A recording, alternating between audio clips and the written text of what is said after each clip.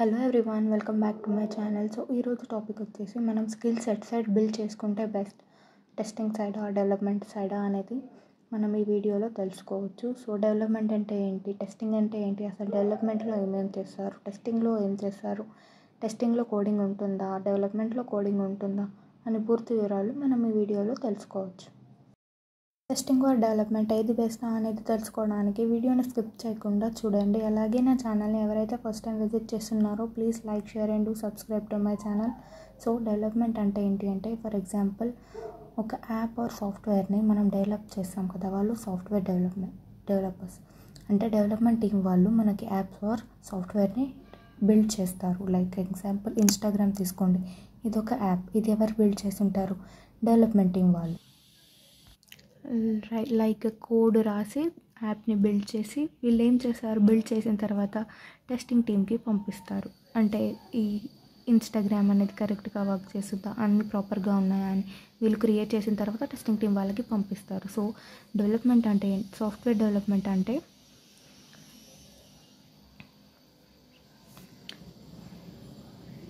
Developing software or an application is known as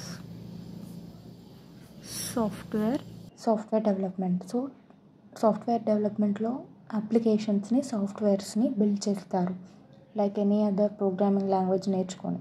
so test engineering and software testing అంటే testing a software or an application is known as software testing. అంటే software test build అయిన తర్వాత app or software సరిగ్గా work చేస్తుందా లేదా అని చెప్పేసి ఈ సాఫ్ట్వేర్ టెస్టింగ్లో చేస్తారు. ఓకేనా, ఫస్ట్ మనం డెవలప్మెంట్ అండ్ టెస్టింగ్ అంటే క్లారిటీ వచ్చిందని అనుకుంటున్నాను. సో ఫస్ట్ మనం టెస్టింగ్ అంటే ఏంటి, అసలు టెస్టింగ్లో ఏమేమి ఉంటాయి, టెస్టింగ్కి కోడింగ్ అవసరమా, అవన్నీ మనం చూద్దాం. సో ఈ వీడియోలో టెస్టింగ్ అంటే ఏంటి, టెస్టింగ్లో ఎన్ని టైప్స్ ఉంటాయి, ఏ టైప్లో మనం ఏం చేస్తాము అని తెలుసుకోవచ్చు మీరు ఈ వీడియోలో. సో టెస్టింగ్లో మనకి 2 టైప్స్ అనేవి ఉంటాయి, like manual testing and automation testing. Types of testings. There are 2 types of testings. Those are manual testing and automation testing. ఓకేనా, ఈ మాన్యువల్ టెస్టింగ్ అంటే ఏంటి, ఆటోమేషన్ టెస్టింగ్ అంటే ఏంటో చూద్దాం. ఫస్ట్ మనం మాన్యువల్ టెస్టింగ్ అంటే ఏంటో చూద్దాం. సో ఈ మాన్యువల్ టెస్టింగ్ అనేది ఇందులో each and everything at a time is done by the human. అంటే ఈ మాన్యువల్ టెస్టింగ్లో మొత్తం హ్యూమనే ఇన్వాల్వ్ అయ్యి అన్ని టెస్టింగ్స్ చేయాలి. అంటే దీనికి కోడింగ్ అంతగా అవసరం ఉండదు. ఓకేనా, ఇది మొత్తం థియరిటికల్ పార్టే ఉంటుంది. మాన్యువల్ టెస్టింగ్లో మాన్యువల్గా టెస్ట్ చేయాల్సి ఉంటుంది application each and every time. So ఈ మాన్యువల్ టెస్టింగ్ అంటే everything should be done by the human it self with each and every time. Everything should be done by the human each and every time. So for example FB account తీసుకోండి, అంటే manual testing ఎలా చేయాలో అనేది example ఇది. First నేను FB account create చేసుకొని login అయిన తర్వాత నేను ఒక పిక్ అప్లోడ్ చేస్తాను ఎఫ్బి అకౌంట్లో. ఇక్కడ పిక్ అప్లోడ్ చేసినట్టు నాకు తెలుస్తుంది. What is the guarantee that నా అప్లోడ్ చేసిన పిక్ వేరే వాళ్ళ అకౌంట్లో డిస్ప్లే అవుతుందా లేదా అని. సో ఇది మనం టెస్ట్ చేయడానికి మళ్ళీ మనం ఇంకో అకౌంట్ క్రియేట్ చేసుకొని మళ్ళీ అకౌంట్ లాగిన్ అయిన తర్వాత మనం ఈ అప్లికేషన్ని టెస్ట్ చేయాలి. అంటే ఈ అప్లికేషన్ని మనం మాన్యువల్గా టెస్ట్ చేస్తూనే ఉండాలి. లాగిన్ లాగౌట్ అవుతూ అప్లికేషన్ని టెస్ట్ చేయాల్సి ఉంటుంది. అజ్యూమ్ దట్ నేను పిక్ అప్లోడ్ చేసిన అకౌంట్ యూజర్ ఏ అకౌంట్ అనుకోండి. సో ఈ పిక్ అప్లోడ్ అయిందా లేదా అని మనం టెస్ట్ చేయాలి కదా, అప్పుడు మళ్ళీ మనం ఇంకో అకౌంట్ లాగిన్ అవుతున్నాం కదా, అది యూజర్ బి అకౌంట్ అనుకోండి. సో ఇక్కడ యూజర్ ఏ అకౌంట్ లాగౌట్ అయిన తర్వాత మళ్ళీ యూజర్ బి అకౌంట్ లాగిన్ అయ్యి మన యూజర్ ఏ అకౌంట్ సర్చ్ చేసి మన పిక్ డిస్ప్లే అవుతుందా లేదా అనేసి టెస్ట్ చేయాల్సి ఉంటుంది. అక్కడ మన పిక్ అనేది డిస్ప్లే అయ్యింది అనుకోండి యూజర్ బి అకౌంట్లో, అక్కడ మన టెస్టింగ్ అనేది పాస్ అయినట్టు, అంటే డెవలపర్స్ ఆ యాప్ని కరెక్ట్గానే క్రియేట్ చేసినట్టు. సో ఇక్కడ నేను యూజర్ బి అకౌంట్ నుండి యూజర్ ఏ అప్లోడ్ చేసిన పిక్కి కామెంట్ చేయాలి అనుకుంటున్నాను. కామెంట్ చేసినా అని నాకు గ్యారంటీ ఉంది, కానీ అక్కడ యూజర్ ఏ అకౌంట్లో కూడా కామెంట్ అనేది డిస్ప్లే అవుతుందా లేదా అని గ్యారంటీ లేదు. అందుకే మళ్ళీ మనం యూజర్ బి అకౌంట్ లాగౌట్ అయ్యి యూజర్ ఏ అకౌంట్ లాగిన్ అయ్యి కామెంట్ డిస్ప్లే అవుతుందా లేదా అనేసి చెక్ చేయాల్సి ఉంటుంది. ఒకవేళ మన కామెంట్ డిస్ప్లే అయితే అక్కడ టెస్టింగ్ అనేది పాస్ అయినట్టు. సో అలాగే మళ్ళీ నేను యూజర్ ఏ అకౌంట్ లాగౌట్ అయ్యి యూజర్ బి అకౌంట్ లాగిన్ అయ్యి ఈ యూజర్ ఏ అప్లోడ్ చేసిన పిక్కి లైక్ చేసి మళ్ళీ యూజర్ బి అకౌంట్ లాగౌట్ అయ్యి మళ్ళీ యూజర్ ఏ అకౌంట్ లాగిన్ అయ్యి ఇక్కడ లైక్ అనేది డిస్ప్లే అవుతుందా లేదా అని చెక్ చేసి ఒకవేళ లైక్ అనేది డిస్ప్లే అయితే టెస్టింగ్ అనేది పాస్ అయినట్టు. సో ఇలా మనం మాన్యువల్గా టెస్ట్ చేస్తూనే ఉండాలి. ఇంకో ఎగ్జాంపుల్ వచ్చేసి మనం జీమెయిల్ తీసుకుందాం. ఓకేనా, జీమెయిల్లో ఏమేమి ఆప్షన్స్ ఉంటాయి, compose, inbox, starred, trash and spam, ఇంకా చాలా ఆప్షన్స్ ఉంటాయి కదా. సో ఫస్ట్ నేనైతే ఓన్లీ 3 ఫీల్డ్సే తీసుకుంటున్నాను, compose, inbox, trash. User A అకౌంట్లో సేమ్, యూజర్ బి అకౌంట్లో సేమ్. సో ఇక్కడ యూజర్ ఏ అకౌంట్ నుండి నేను యూజర్ బి అకౌంట్కి ఒక మెయిల్ సెండ్ చేయాలి అనుకుంటున్నాను. అంటే మన పోస్ట్ క్లిక్ చేసిన తర్వాత నేను from email address to email address, CC, subject అన్నీ ఫిల్ చేసిన తర్వాత యూజర్ బి అకౌంట్కి ఆ మెయిల్ అనేది సెండ్ చేస్తాను. ఇక్కడ నాకు యూజర్ ఏ అకౌంట్లో మెయిల్ సెండ్ చేసిన తర్వాత నాకు మెసేజ్ సక్సెస్ఫుల్లీ సెండ్ అనే మెసేజ్ నాకు డిస్ప్లే అవుతుంది. నాకు గ్యారంటీ లేదు కదా యూజర్ బి అకౌంట్ కూడా ఆ మెసేజ్ షేర్ అయిందా లేదా అని. సో అది తెలుసుకోవడానికి మళ్ళీ మనం యూజర్ ఏ అకౌంట్ లాగిన్ అయ్యి మళ్ళీ యూజర్ ఏ అకౌంట్ లాగౌట్ అయ్యి యూజర్ బి అకౌంట్ లాగిన్ అయ్యి మళ్ళీ ఇన్బాక్స్లోకి వెళ్ళి చెక్ చేయాలి అంటే యూజర్ ఏ అకౌంట్ పంపిన మెసేజ్ యూజర్ బి అకౌంట్లో డిస్ప్లే అవుతుందా అని. డిస్ప్లే అవుతే మన టెస్టింగ్ అనేది పాస్ అయినట్టు. అలాగే నేను యూజర్ బి అకౌంట్ నుండి యూజర్ ఏ అకౌంట్కి రిప్లై ఇవ్వాలి అనుకుంటున్నాను. మళ్ళీ కంపోజ్ క్లిక్ చేసి డీటెయిల్స్ అన్నీ ఫిల్ చేసి యూజర్ బి అకౌంట్ నుండి యూజర్ ఏ అకౌంట్కి సెండ్ చేశాను మెసేజ్. ఇక్కడ మెసేజ్ మనకి డిస్ప్లే అవుతుందా లేదా అని గ్యారంటీ లేదు యూజర్ ఏ అకౌంట్లో. అందుకే మళ్ళీ యూజర్ బి అకౌంట్ లాగౌట్ అయ్యి యూజర్ ఏ అకౌంట్ లాగిన్ అయ్యి యూజర్ ఏ అకౌంట్లో ఇన్బాక్స్లోకి వెళ్ళి చెక్ చేస్తున్నాయి. ఇక్కడ మెసేజ్ మనకి డిస్ప్లే అయితే మన టెస్టింగ్ అనేది పాస్ అయినట్టు. ఒకవేళ డిస్ప్లే అవ్వలేదు అనుకోండి, అక్కడ టెస్టింగ్ అనేది ఫెయిల్ అయినట్టు, అంటే డెవలపర్స్ యాప్ని సరిగ్గా బిల్డ్ చేయనట్టు. సో ఇలా మనం మాన్యువల్గా టెస్ట్ చేస్తూనే ఉండాలి. ఎన్ని టైమ్స్,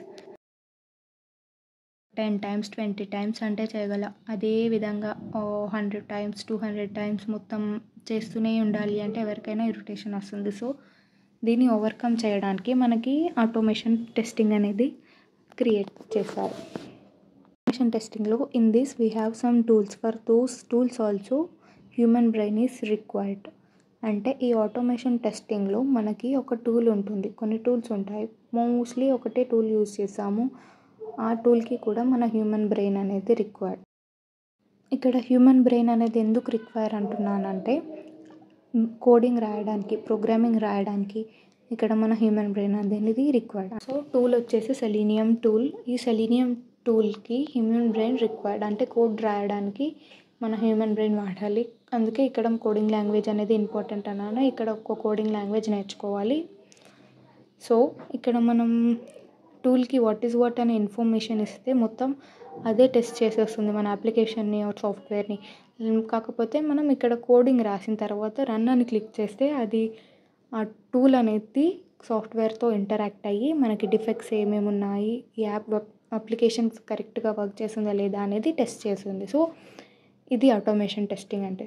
ప్రోగ్రామ్ రాస్తాం కదా, అక్కడ మనం ఈచ్ అండ్ ఎవ్రీ లైన్ అక్కడ మన అప్లికేషన్ ఎలా వర్క్ చేస్తుందో అని చెప్పేసి కోడింగ్లో రాయాలి. Like user name, it is a mandatory field and it should accept this many characters అని మనం అంటే ఇది కోడింగ్ లాంగ్వేజ్లో రాసి మొత్తం user name, password, login, home page ఇవన్నీ ఇచ్చిన తర్వాత రన్ అని క్లిక్ చేస్తే మనకి సెలీనియం అనేది అప్లికేషన్ ఆర్ సాఫ్ట్వేర్తో ఇంటరాక్ట్ అయ్యి మనకి డిఫెక్ట్స్ ఉంటే డిఫెక్ట్స్ చూపిస్తుంది. సో ఇది ఆటోమేషన్ టెస్టింగ్ అంటే. ఆటోమేషన్ టెస్టింగ్లో కోడింగ్ అనేది అవసరం. సో దీనికి ఒక ప్రోగ్రామింగ్ లాంగ్వేజ్ నేర్చుకోవాలి. ఓకేనా, అర్థమైందని అనుకుంటున్నాను ఆటోమేషన్ టెస్టింగ్ అంటే. సో ఈ మాన్యువల్ టెస్టింగ్ అనేది మొత్తం థియరిటికల్ పార్ట్ ఉంటుంది.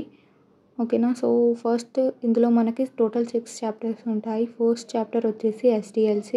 This is the main concept. అంటే డెవలపర్స్కైనా టెస్ట్ ఇంజనీర్స్కైనా అంటే ఒక అప్లికేషన్ని బిల్డ్ చేయాలనుకుంటే ఫస్ట్ వాళ్ళు ఫాలో అయ్యేది SDLC అంటే సాఫ్ట్వేర్ డెవలప్మెంట్ లైఫ్ సైకిల్. అంటే it is a procedure to build a software or an application. అర్థమైందా? సో SDLC అంటే సాఫ్ట్వేర్ని బిల్డ్ చేసే ముందు వాళ్ళు ఈ స్టెప్స్ అనేది ఫాలో అవుతారు. సో ఈ SDLCలో మొత్తం 5 టైప్స్ ఉంటాయి.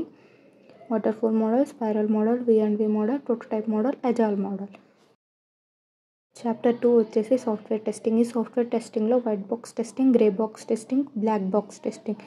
ఓకేనా. ఈ వైట్ బాక్స్ టెస్టింగ్ అనేది మొత్తం మన డెవలప్మెంట్ టీమ్కి సంబంధించింది. Grey box testing is a combination of white box testing and black box testing. ఈ గ్రే బాక్స్ అనేది both white box testing and black box testing combination. ఓకేనా. 3 వచ్చేసి test plan, chapter 4 test case, chapter 5 SDLC software testing life cycle, chapter 6 defect life cycle. ఓకేనా. So ఈ six chapters అనేవి మన manual టెస్టింగ్లో ఉంటాయి. Further coming వీడియోస్లో నేను మొత్తం మాన్యువల్ టెస్టింగ్ గురించి డెప్త్గా ఎక్స్ప్లెయిన్ చేస్తాను, ఈచ్ అండ్ ఎవ్రీ చాప్టర్. తర్వాత మనం ఆటోమేషన్ టెస్టింగ్కి వెళ్దాం.